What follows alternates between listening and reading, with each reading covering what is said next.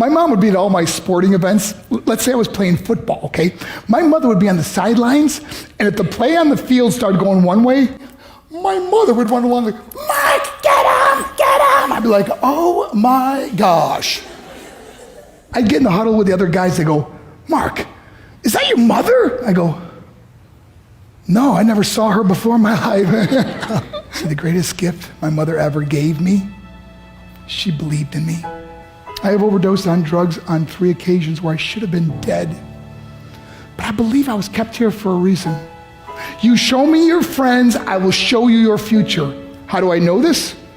I hung out with losers, and I became the biggest loser of them all because I gave up everything I dreamt about as a little boy because of who I chose to surround myself with.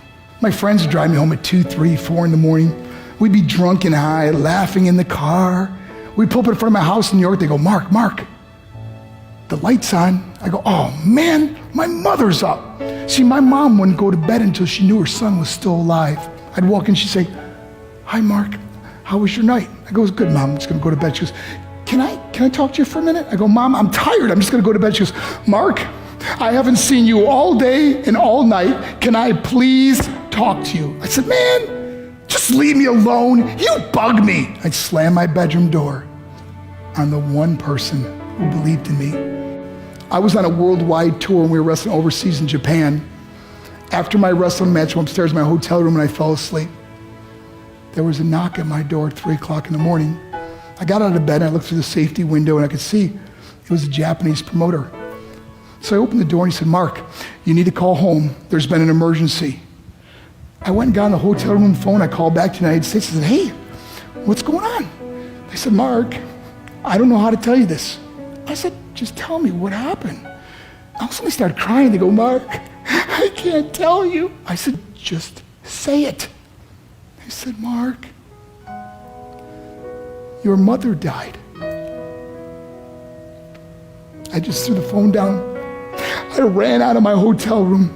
I took the elevator to the lobby, and when the doors opened up, I just ran out into the street. I mean, there was no cars, there was no people. It was 3 o'clock in the morning. And I walked down the middle of a street in Hiroshima, Japan, and I remember looking up and just saying, Mom, I am so sorry. I flew home for her funeral, and I was so nervous to walk up to her casket, so I just stood way in the back. And I kept looking from a distance. I kept thinking to myself, Mom, please wake up. Please get up. And then I finally got the nerve to walk up to her.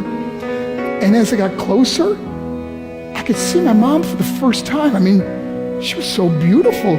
She was dressed in white. I mean, she looked like an angel. And I just stood over it. I said, Mom, you are my hero. Everything I am, everything I hope to be was because of you. You loved me so much. You gave me a life. You're the only one that ever believed in me. How did I repay her? By getting drunk, by getting high, by getting stupid, by hanging out with losers? For what? All she ever wanted to do was talk to me. I wish I could talk to you now, Mom. I wish you could see what I'm doing. Why couldn't I have been a better son? We are defined by our choices.